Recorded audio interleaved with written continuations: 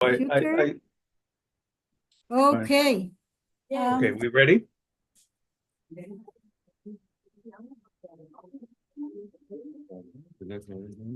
I cancel it. Okay. So good. Here is Mika and Kobe, your hosts for Hello, Mika. tonight. קובי, תצטופף פשוט, שקובי יהיה אינטימי. Hey, Kobe. Hey. Okay. So are we ready? In a second. Okay. Chuck, say something. Say Can something. you say something so we can hear Oh, you? yeah. Can you hear me? Right. Yeah, we can hear you excellent. Testing. It works fine? Great. Perfect, thank you. All right, good. Give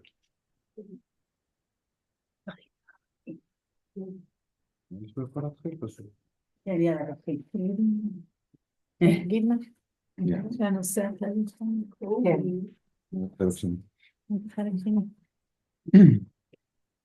So hello again. Thank you for the special opportunity to gather here once again. Sorry for not being here last week. So I'm really excited to hear from you on this time. Mika, want to say something? Yes, we are still under the deep impressions from our last session, and we are eagerly looking to hear what you have prepared for us today. We want to thank you for this special opportunity, and thank you even more for choosing this topic that is so near to our heart about code and spirituality. So without further ado, the floor is all yours. Great. Well, it's good to see you all again, and I only regret not being there in person. And this my topic of Cohort and spirituality is this is the first time I've been working on this for quite a while, but this is the first opportunity I've had to share my thoughts more generally. So Cohort was not traditionally religious and certainly embraced his Jewish identity with ambivalence. His best friend in medical school at the University of Vienna, Jacques Palachi, encountered him, and Palachi had Cohort visit his home. He often had meals with Cohorts, so he knew them very well. And Jacques was Sephardic and was very clear about his own Jewish identity. And but he never had straight what Cohort was. And he encountered him on the day of the Anschluss on March 12th, 1938, when the Nazis took over Vienna. And he saw him on the street, and there was all kinds of chaos. And Cohort said, "Oh, isn't this awful?" And Palachi said, "Yes, but you're not Jewish." And he said, "Of course I am." And it remained, Palachi remained uncertain about that for the next 40 years, even though he maintained close connections with Cohort. And in fact, when I interviewed Palachi, he asked me whether Cohort was Jewish. And I said, "Jacques, if anybody knows, you know." Cohort was sort of famous. The one story about him was he went into a Jewish deli, and he ordered a sandwich with ham and mayonnaise and a glass of milk, and it was a Orthodox deli, and they said, "I really can't serve you that." And he said, "Absolutely." He made a big scene. And he often told people that one of his parents was Jewish, but the other wasn't. He, in his interview with the New York Times in 1980, he said his father was Jewish, but his mother wasn't Jewish and used to take him to church all through his childhood. In fact, he was absolutely Jewish. I found the records of his bris in Eighth Day in the Mulner Gasse synagogue, and it was recorded in the Kultusgemeinde, formally recorded, and his Hebrew name given at the bris was Wolf Hirsch, which is his Yiddish name. And also Sigmund Levery, whom I got to know very well, who was his best friend in childhood, went to Cohort's bar mitzvah. So he was confused. On the other hand, Cohort connected with Western and Christian culture as a sophisticated and highly educated and assimilated Viennese Jewish intellectual.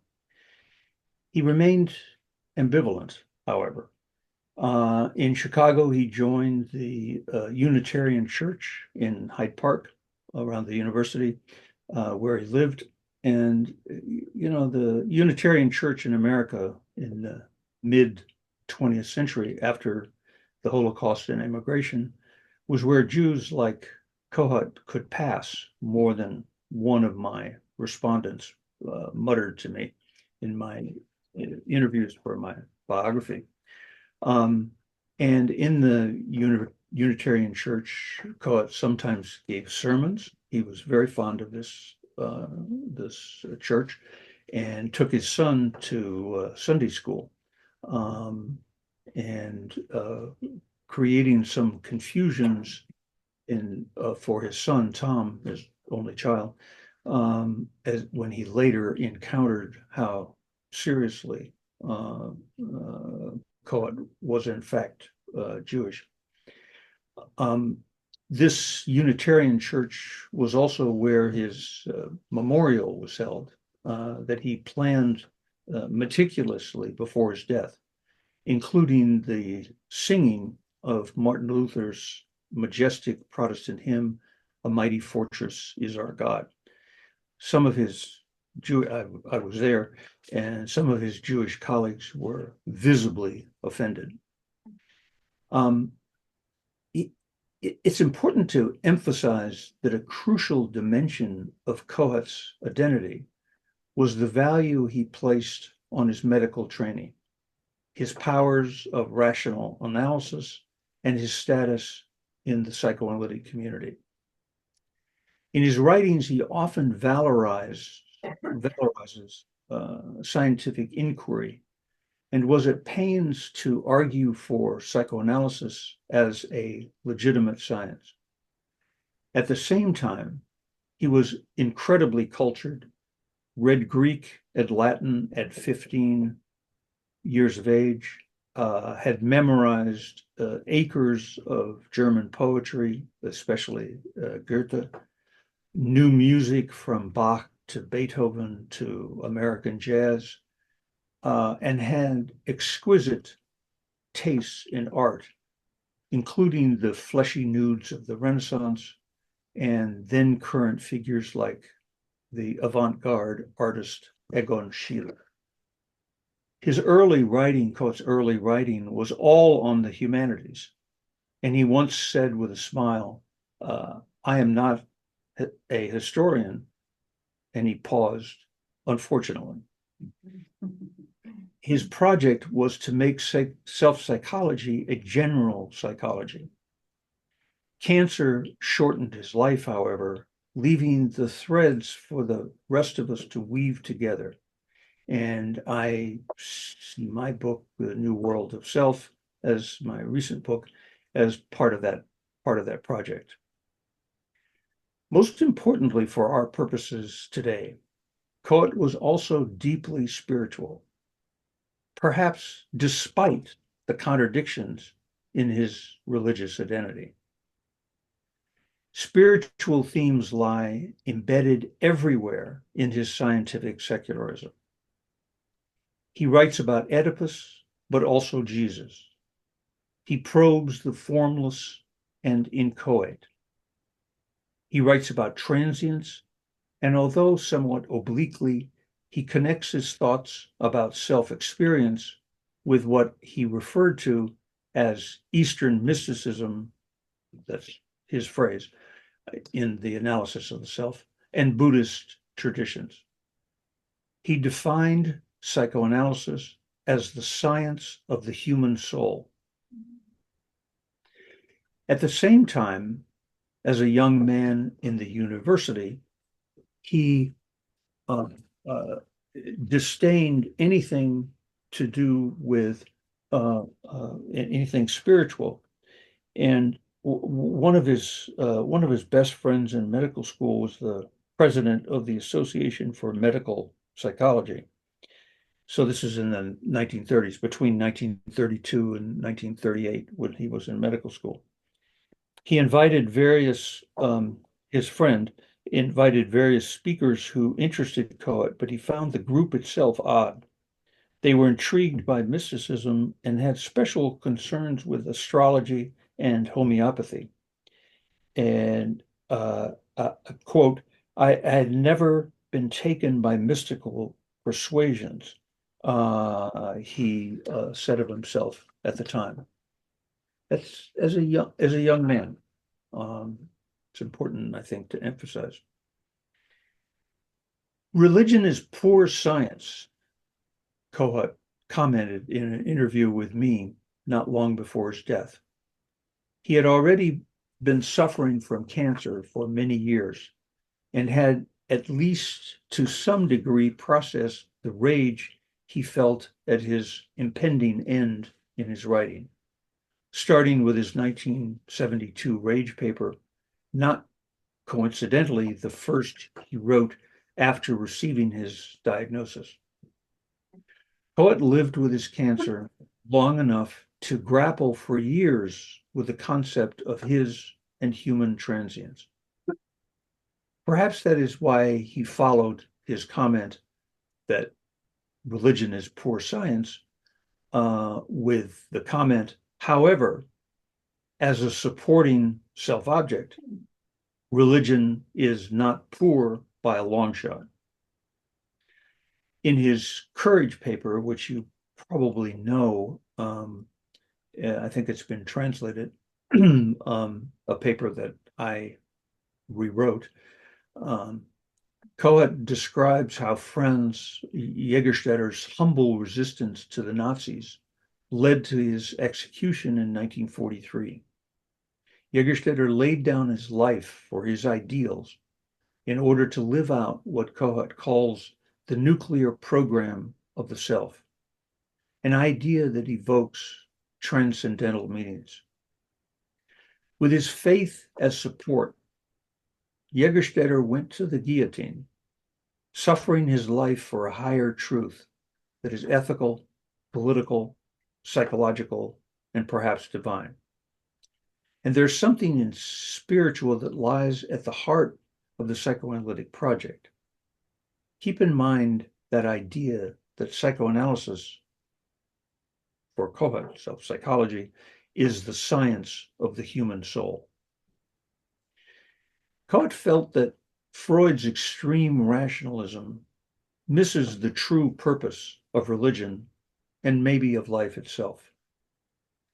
He had disdain for Cohort's simplistic argument in The Future of an Illusion that the idea of a long bearded God in heaven who cares about our actions and daily life, his loving son and doting mother, is a mere projection of our infantile experience with our parents. Our experience of the divine, Cohort felt, is so much more complex and radiant.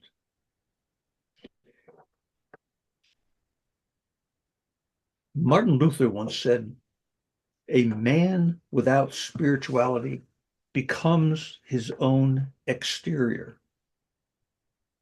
Erickson found that quote, but it speaks to something Cohort would have embraced as he frames the issues of the self in ways that are much closer to Luther than Freud. His is a psychology of empathy, of a theory of human connection, and even communion that moves toward Buber's I-thou and away from Freud's goal of autonomy and independence and toward one of mutuality and respect, of the tragic that lies in human suffering, but the hope that lies in redemption and renewal at the heart of self-psychology. The best understanding of the limitations of Freud is by Cohort in his brief discussion in The Restoration of the Self.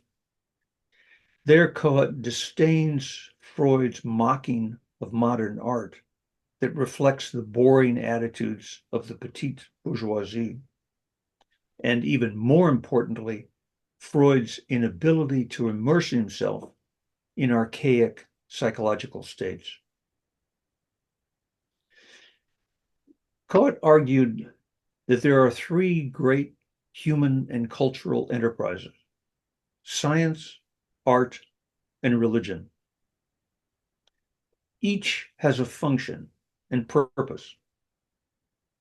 Science explains, art creates beauty, and religion, or spirituality in general, brings meaning and psychological coherence to our lives. The unique function of spirituality and religious experience in this sense is to, quote, shore up, to hold together, sustain, to make harmonious, to strengthen man's self, unquote. Many in the 20th century abandoned religion and philosophy, I might add, and sought meaning in psychoanalysis. That left religion adrift and made philosophy arid, but it also imposed an almost intolerable burden on psychoanalysis. Freud became a god for the culture, and to rebel against him had echoes of religious dissent. No physicist ever elevated Newton to such a level, Cohort once pointed out, or considered Einstein a Martin Luther who betrayed the Holy Church. Cohort appreciated the subtle ways in which psychoanalysis emerged logically from the world of the shaman, but transmuted healing into a method that works for the contemporary secular world, filled with people yearning, often inchoately, for spiritual meaning. The key change in that process lies in the kind of understanding psychoanalysis and psychotherapy bring to healing. The problem with mystical introspection, he said often, is that while it sometimes understands, it never explains. Just as academic scientific psychology explains some things, but seldom understands the complexities of motivation, especially at the unconscious level. Psychoanalysis, or really self-psychology, by contrast, quote, explains what it has understood.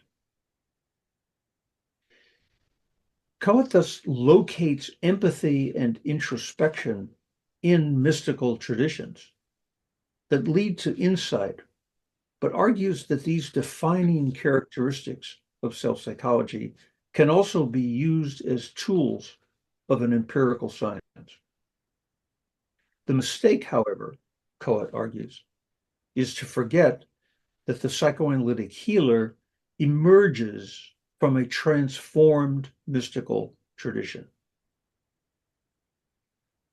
Jesus's most hallowed directive to his disciples is love thy neighbor as thyself. that is, of course, deeply embedded in Judaism. In the Buddhist Mahayana tradition, one's ultimate striving is not only to achieve enlightenment, but to become a bodhisattva so that one can help lead others to that state. Cohort's emphasis on empathy for the other is not unlike the Christian concept of love or agape. And a similar sentiment is essential to the pursuit of enlightenment in many Buddhist schools. The Buddha is quoted in the Tibetan medicine Tantra as saying, quote, all creatures, no matter how small, deserve and desire happiness.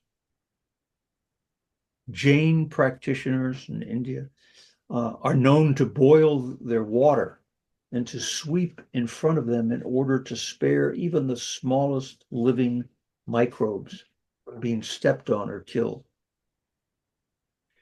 Perhaps Christianity is the outlier in deprivileging animals from sharing a place in the divine kingdom, though many Christian saints and mystics are lauded for their special relationship with animals. But like psychoanalysis, Christianity is more interested in saving the human soul. For Cohort, a patient does not come to therapy simply to know him or herself, but because that knowing is meant to lead to happiness, or at least some psychoanalytic version of happiness, and what the Greeks called the good life.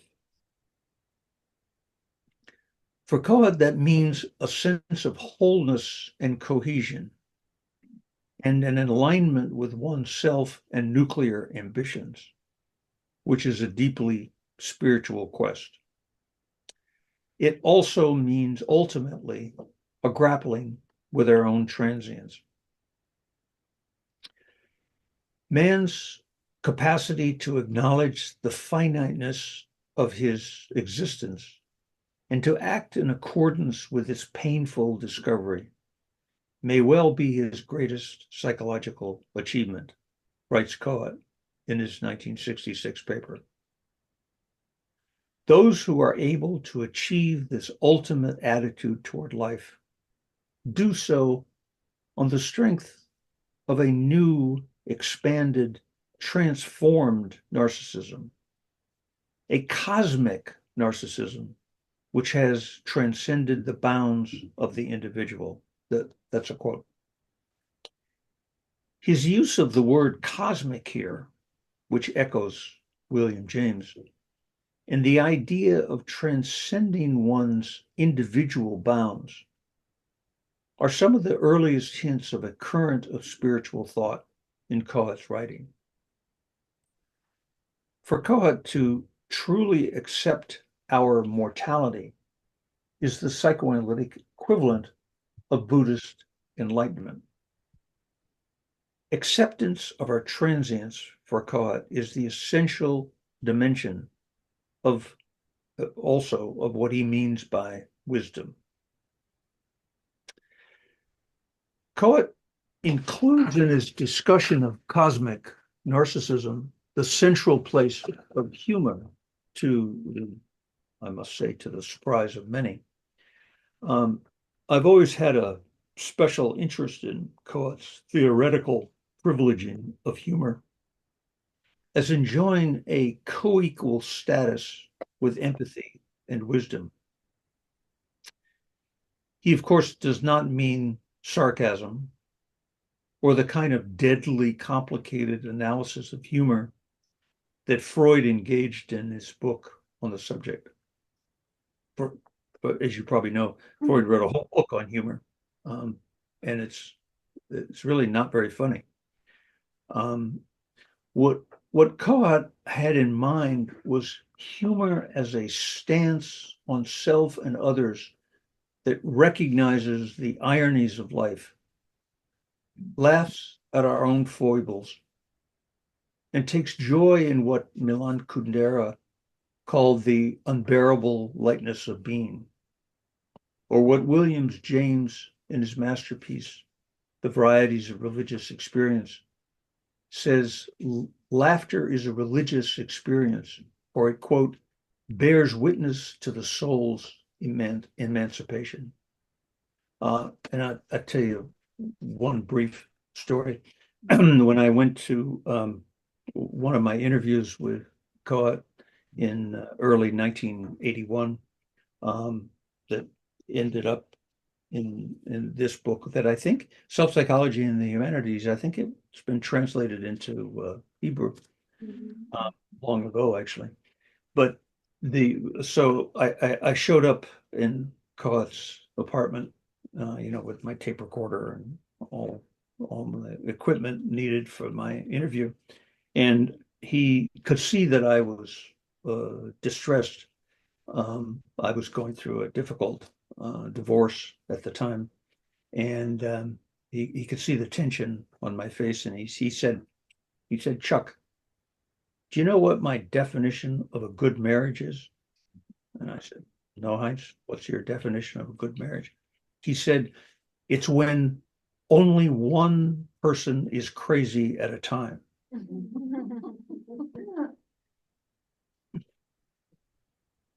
Other cohesion concepts of in self-psychology are also startlingly spiritual in meaning.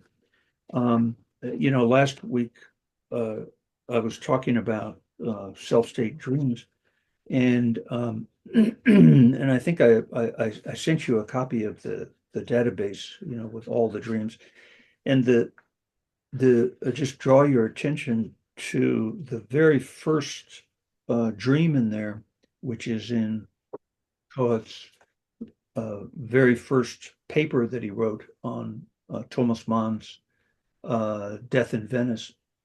And he wrote the paper in 1948. He didn't publish it until 1956, but it was the first paper he wrote.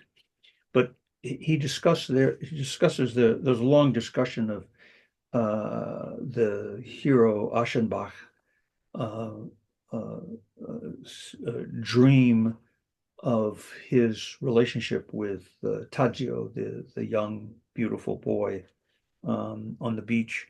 And he gives, it's at the beginning actually of the database, and gives a long discussion of the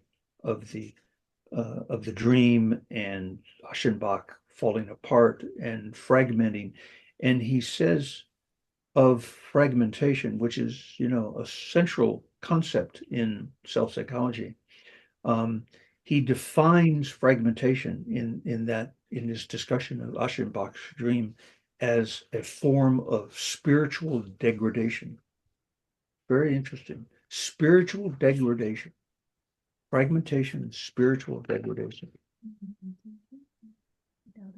Poets' ideas around our acceptance of transience and mortality culminate in Coates' important, though somewhat obscure, idea of tragic man.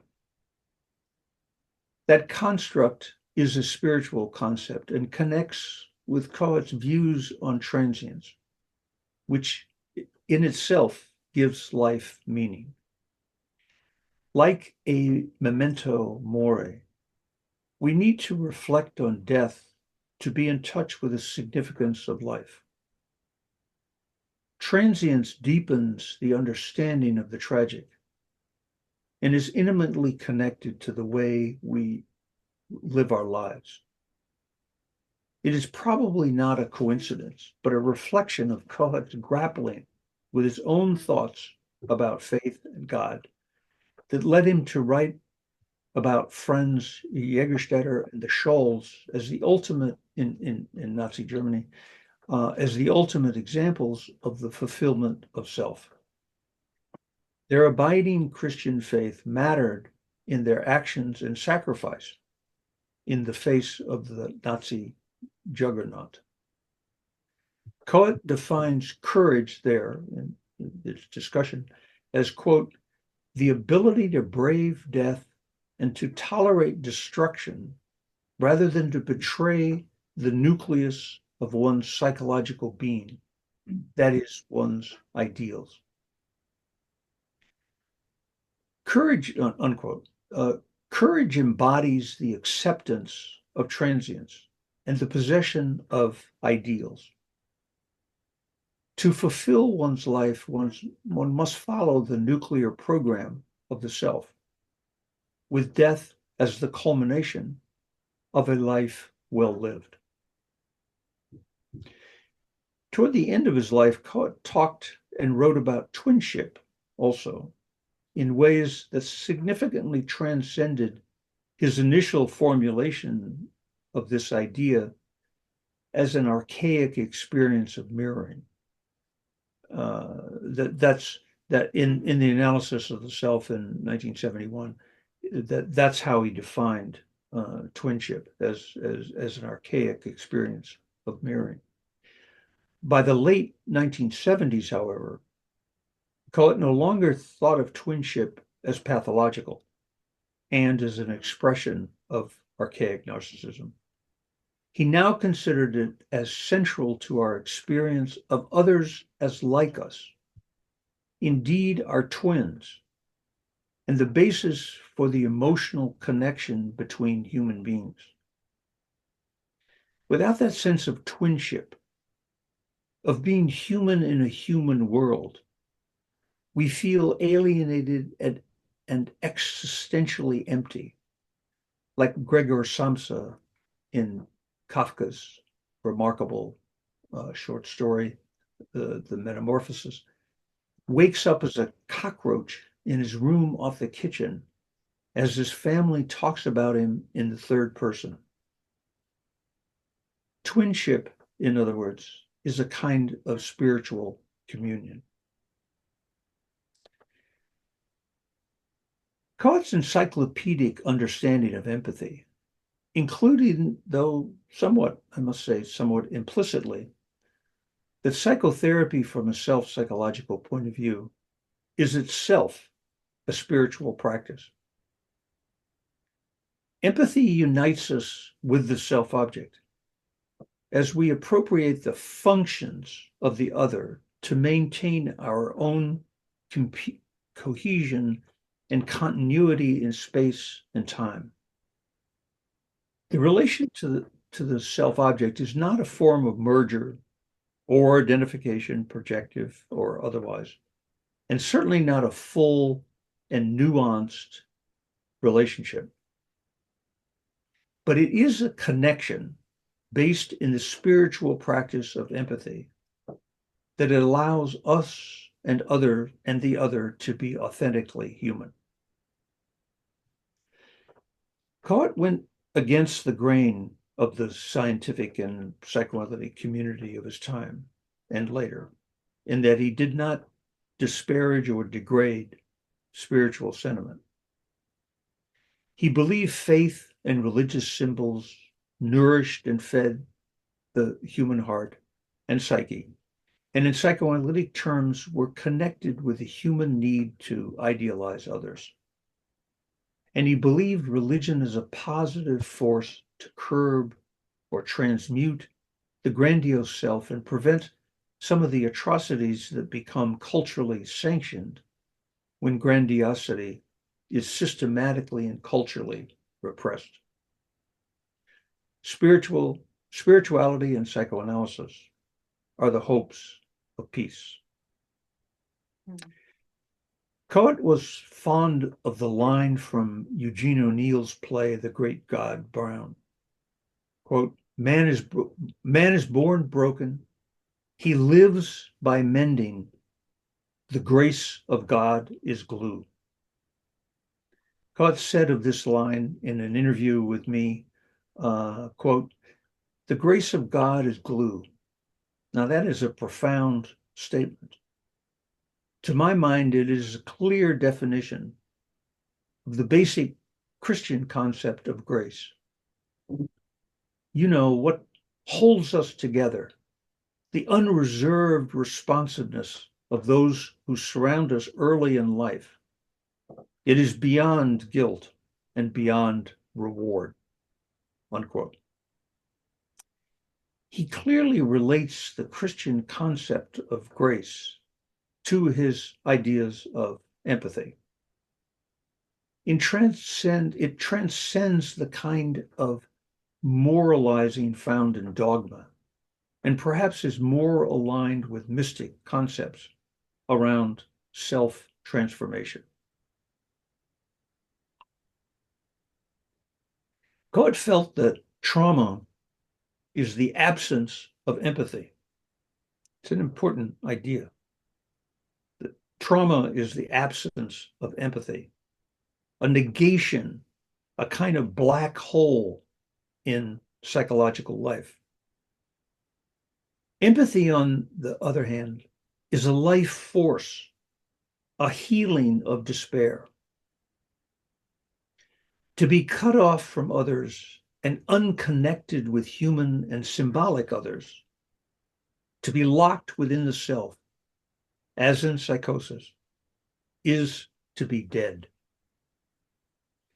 Empathy is that, quote, wordless psychological extension of self into the world of others and escape from the, quote, incomprehensible spaces and the, quote, incomprehensible vastness of endless time. Empathy's extension of the self is the, quote, barrier to meaninglessness, to pessimistic despair. Cohort delivered his last lecture on empathy on October 4th, 1981, at the Self-Psychology Conference in Berkeley. In the lecture, he addressed some of the common criticisms that had been aimed at his new self-psychology, that he confused empathy with sympathy, that self-psychology sugar-coated aggression, and that his theories contended that therapists should simply be nice to patients. Common decency, he argued, is not the same as sympathy. He had long felt, for example, that not to answer a direct question is simply rude. But sympathy is not the goal of therapy, even though there's nothing wrong with kindness as the basis of any human interaction, inside or outside of the clinical setting. There are times, however, when patients need to be pushed to face their demons. That can be trying and requires various forms of confrontation, though the specifics will vary with the individual, the setting, and the theoretical orientation within which the therapy operates. There can be no cookbook or practice for dealing with such issues. We each need to find our own way as therapists. It was in this context that he noted once letting a seriously depressed female patient hold two of his fingers. The physical, as she lay on the couch, the physical connection gave her hope. But after close to half an hour, it was now tiring and needed to end. Quote, I'm quite sure this will be the last self-psychology meeting that I will attend, he said solemnly, as many in the audience of 500, including me, began to cry, aware now more than ever that he was announcing his own end. Quote, let's all hope for a good future for the ideas embodied in self-psychology. He finally said goodbye, and the applause was tumultuous and the tears abundant. Cohort raised his hands. Enough, enough. I know your feelings. I want to take a rest now. Cohort died 4 days later on October 8th, 1981, in Billings Hospital at the University of Chicago. Thank you. So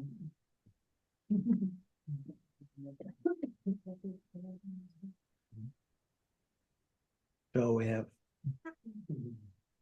plenty of time for discussion. I know this topic is dear to all of you at the Spirit Institute, so I'm particularly interested in your comments and feedback.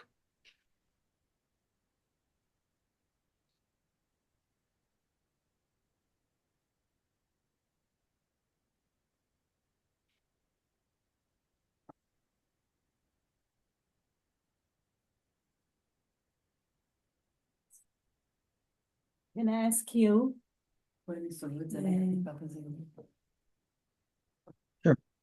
Can I ask you, you gave the examples of Jägerstätte and the Scholl and the nuclear self that it was needed to be met in life or accomplished, right? And I wanted to ask you if is there a specific, unique nuclear self as you see, or is it something more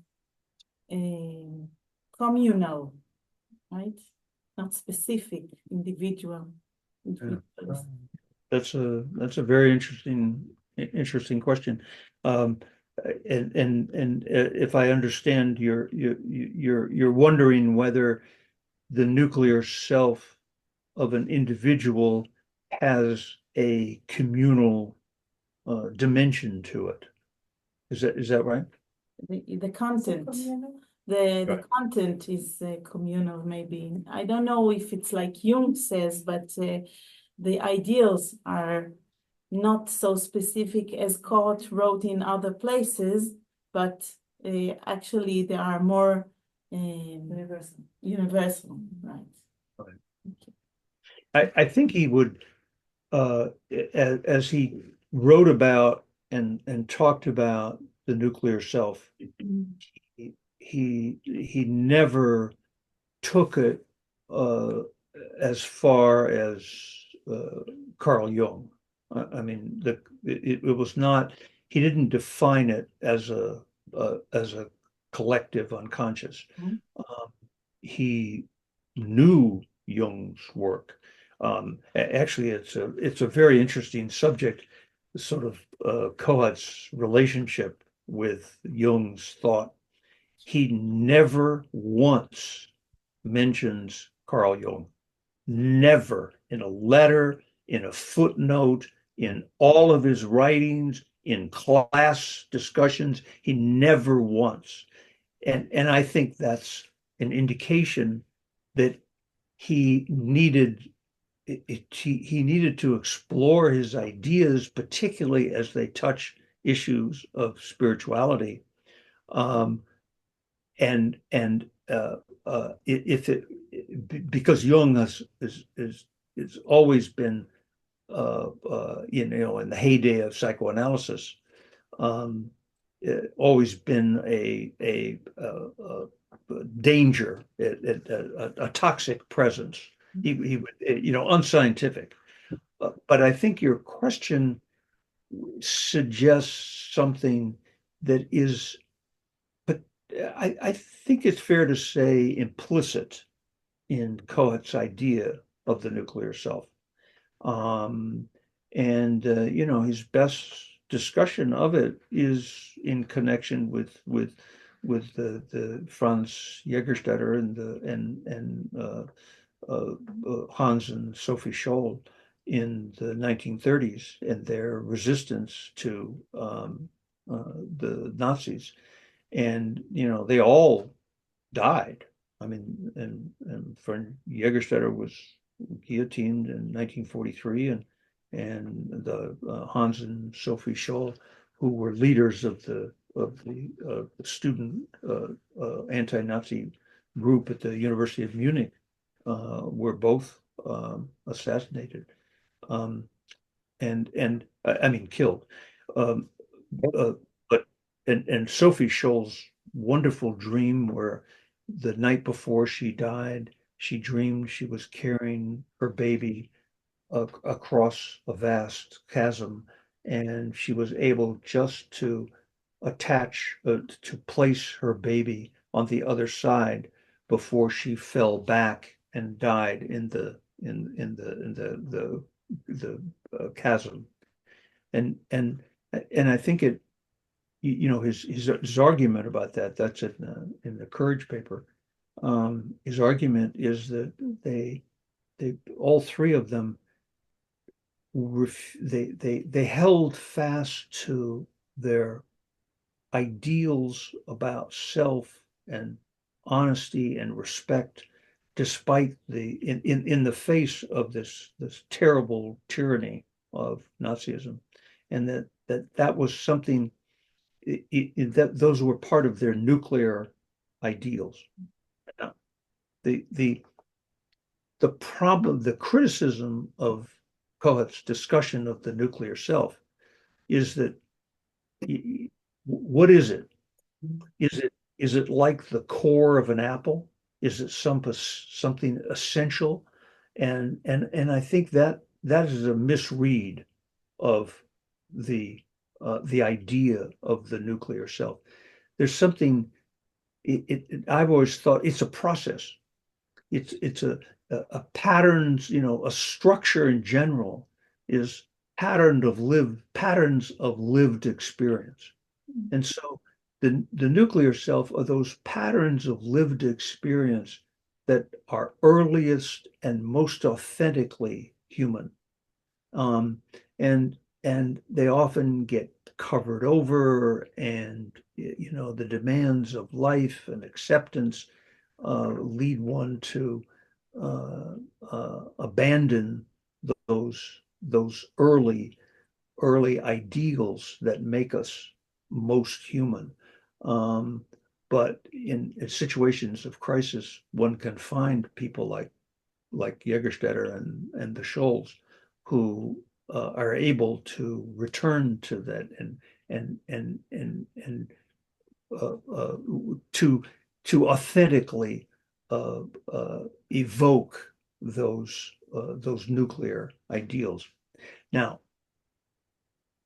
that's a long answer to your question. Are they shared? Yes, I think there is something communal, and I think that would be a reasonable extension of Cohut's idea of the nuclear self. He didn't make that extension, but I think it is. I think it is implicit that there is some, as long as you don't extend it to Jung's idea of the collective unconscious.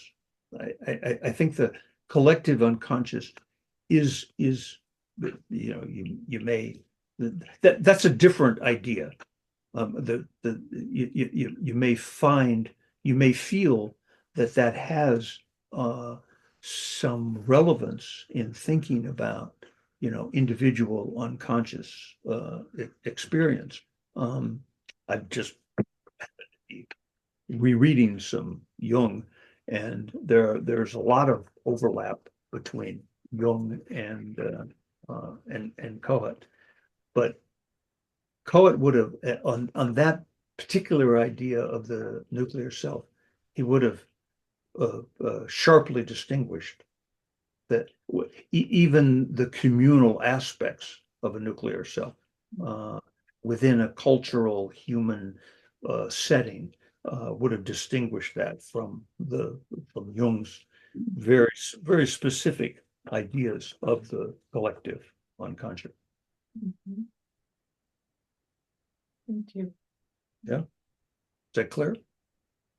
As clear as I can, as clear as I can make it.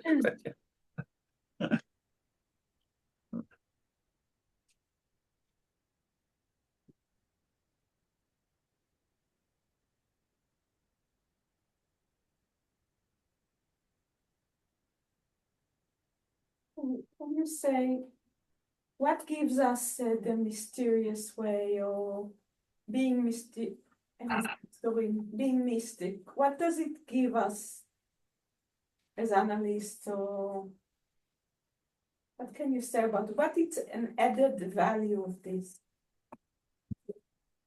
Does it have any added value to be mystic or to look at reality like this? Well, I think what I would substitute spiritual for mystical. And what Cohort is arguing, I think, is that the spiritual, which connects us to something beyond the rational, secular way in which psychoanalysis had so long defined itself, and particularly with the followers of Freud, and after Freud, what I call the heroic period in psychoanalysis, from the mid 40s to the mid 70s. And Cohort was really the crucial figure who provided a new paradigm out of that attachment to which idealized rationality and secularism, and mocked religion, and saw the psychoanalytic healer as a scientist, in the sense that it had that the healer, the psychoanalytic healer, had no relationship to any kind of religion and shamanistic or mystical tradition. And I mean, I think that's very much an accurate way of characterizing Freud's work, and then for the half century after, those who carried forward Freud's work. And Cohort is arguing that is a limited idea, limited notion of what the human experience is all about, and therefore what the self is. And by creating a psychology of empathy, I mean, that's really what self-psychology is. It's a psychology of empathy, right? What the Germans called Einfühlen, to feel your way into somebody else's experience, to understand, to put yourself in somebody else's shoes, to understand at deep levels that sense of one's relationship to the other, and to realize that we that our fundamental notion of us as human beings is our connection with the self object, and that not to appreciate empathically, not to appreciate the relationship, that all of our relationships, all of our humanity itself is connected, it is based in our connection with others, in the self object relationship, is not to understand what humans are all about. And I think your question is, that's defines the project of the healer, to deepen one's experience of that connection, to help people understand themselves, and make them more, help them find cohesion and meaning and integrity and authenticity in their own lives. Not what was Freud's line, that the goal of psychoanalysis of, where it was, there shall ego be. That's a very limited goal when you think about it. And it's not at all I mean, Cohort would have agreed that that's part of the psychoanalytic project. But he was at pains to argue that that people come to therapy not just to understand their motivations. That's, a reasonable, if limited, statement about the purpose of psychotherapy, to help people understand their motivations. But there's more. There's the help people understand their motivations, but also find themselves and their relationship with others in this in a form of communion that leads to happiness, leads to what the Greeks called the good life, and so that there's that spiritual, and I think it is a spiritual goal in psychoanalysis itself, that Cohort was the first and really the by far the best voice to make that make clear how central that is to the project of psychotherapy. Would you add anything to that? Yeah, it's good. I heard you, and it's interesting, and I'm glad I asked it. But Cohort had this very interesting idea. It's that I make a lot of in this book, in my recent book, the New World of Self, that I'm hoping gets translated to Hebrew soon. Cohort I make a big deal of his. It's one page and one paragraph in the Restoration of the Self, but it is a crucial idea. And what he says in that paragraph is the mother's relationship with the infant. The mother treats the infant as a virtual self. And in other words, if Freud's idea of our beginnings, and it's all throughout Freud, is that we begin as we're a blob, like an amoeba, right? We're a blob of biological blob, but we are separate and autonomous, and then we grow and mature, and we have all kinds of complicated psychosexual relationships to the people in our lives, and we have libidinal attachments to the parent of the opposite sex, and then rivalries with the parent of the same sex.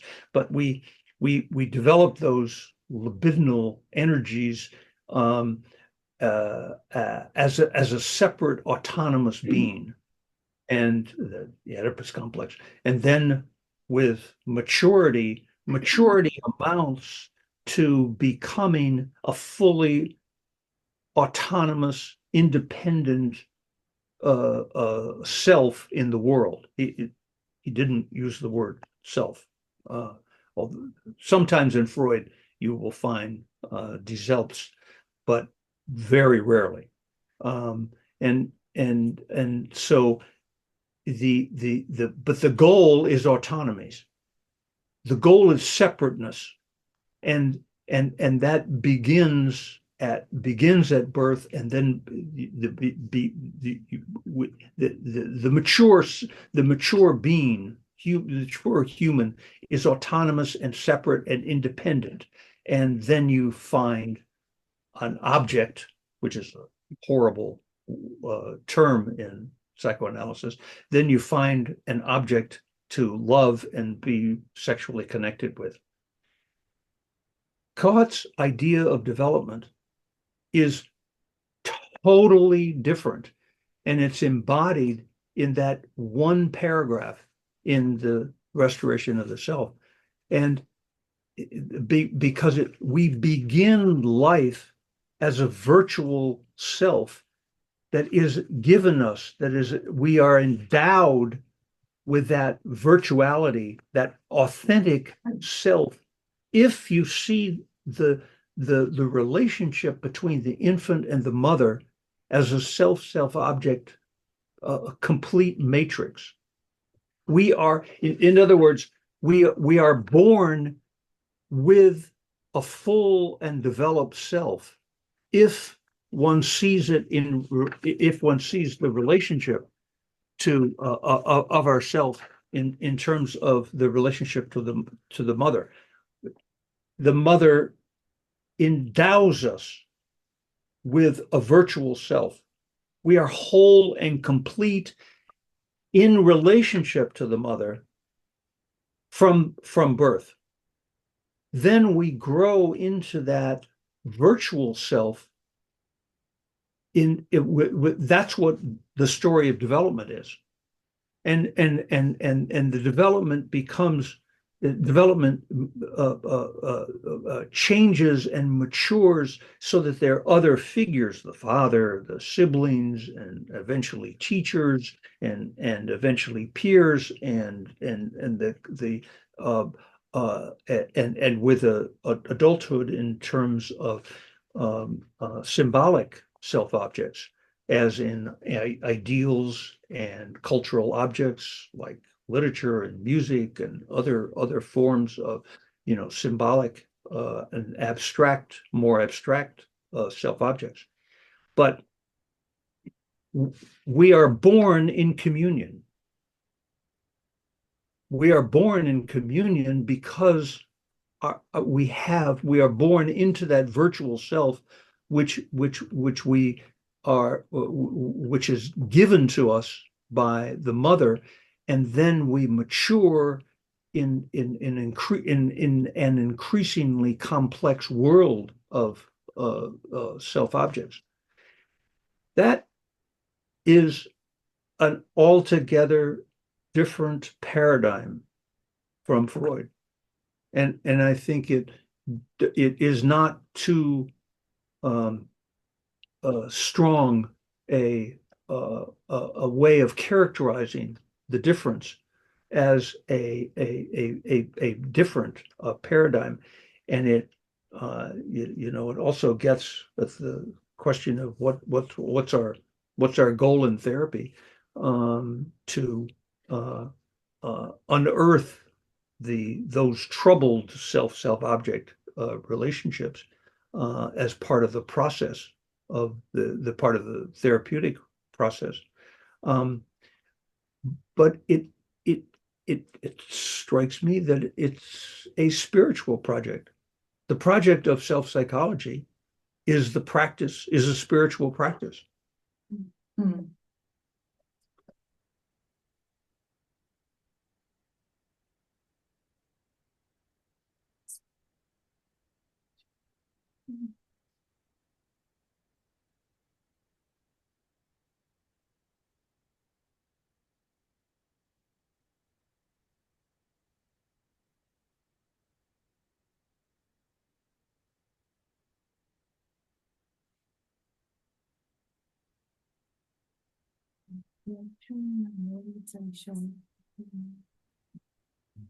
מישהו מהמורים שלנו היה רוצה לשאול? אנחנו נשמח לשמוע גם את השאלות שלכם. I would like to ask something following Laker's presentation, lectures that we heard, and he's presented his perspective from his new book, regarding the distinction between self and ego. And he argues that there are self-experiences where we engage in areas in which we feel most alive or most ourselves. And as opposed to the daily conduct which is led and controlled by the ego. I was wondering, what is your perspective on the presence, domains, and scope of the self in human life? Right. Yeah, are you talking about John Riker? Yeah. Yeah, right. Yeah, John is at pains to argue for the distinction between self and ego.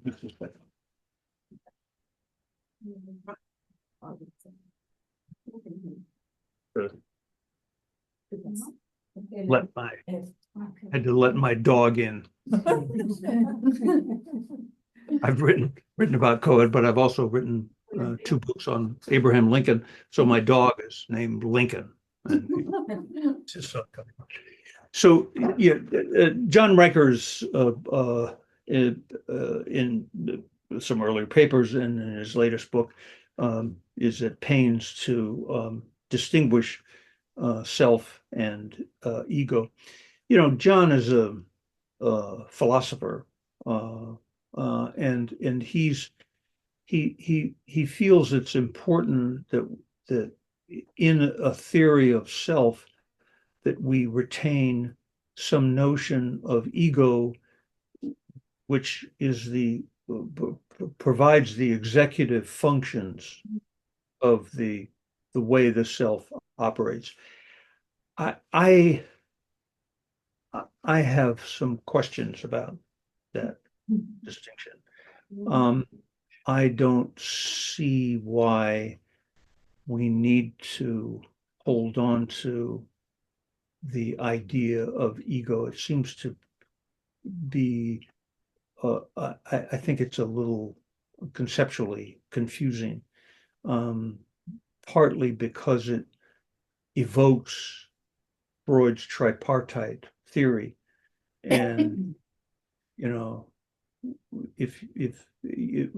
I've always wondered with Riker how much if you have ego, do you have superego? Do you have Freud's idea of the unconscious? You know?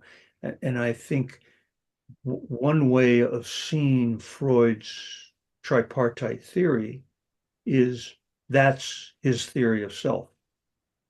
And I mean, granted that Freud never said that, but I think from a self-psychological point of view, we can understand Freud's notion of the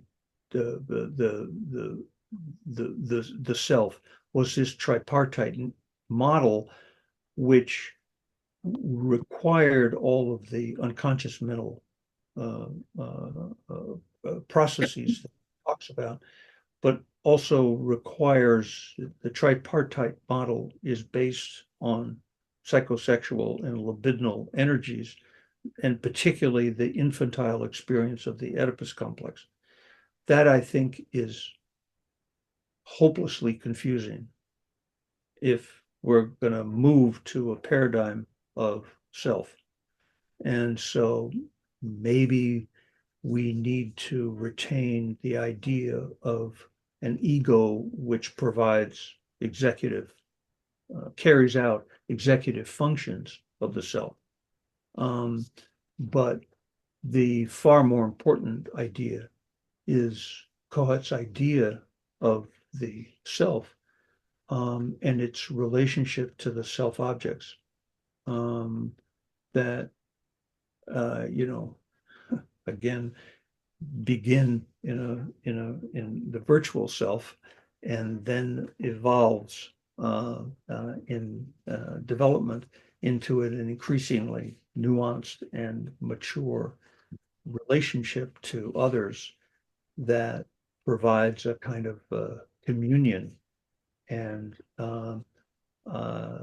realizes or potentially realizes what the self is. In Cohort's analysis, maybe one can retain the idea of an ego, but why? What I don't see personally. I don't really see the significance of retaining it. In Riker's book, the far more interesting part of his book is his argument that the advanced forms of capitalism that, America and Europe and Israel and some other, maybe Japan, the advanced form of capitalism privileges a self that is autonomous, that is independent, that is competitive, that's the self that is evoked in modern life. And it's not, I think Riker doesn't make this argument, but I would add that historically, that self that advanced capitalism evoked, which was associated with the Second Industrial Revolution, which really began in the 1890s, and has antecedents in the in the middle of the 19th century, but culminates in the 20th century. That the great philosopher and psychologist of that self is Freud, and the self that it evokes is, as I say, independent and autonomous and competitive, highly competitive. And what Riker's I find Riker's most interesting argument is that Cohort's is an alternative image of the self. It's an image of communion and connection and with deep spiritual meanings for saving and connecting, respecting others and treating others as full human beings. So I think that is the most interesting part of Riker's analysis, rather than what I see as a rather tortured argument about talking of self and ego within self-psychology. Thank you. Yeah, absolutely the same.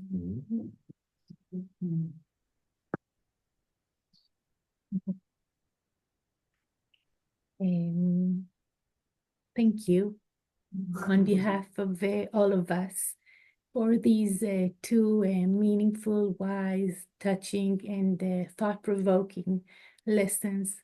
And we are sure it will continue resonating in us more and more. So thank you for the bottom of our hearts. Thank you all. Good. And we are inviting you to come here and be here in person after the war, whenever that is. After the war, right. We'll all carry forward our projects after the war. Right. We will wait patiently. Thank you. Thank you all. Thank you so much. Getting patient. Impatient. Thank you. Bye. Bye-bye. הוא לא ישלח, כי הוא רוצה לצאת, כן, והוא ביקש כאילו לחכות עם זה סבלנות.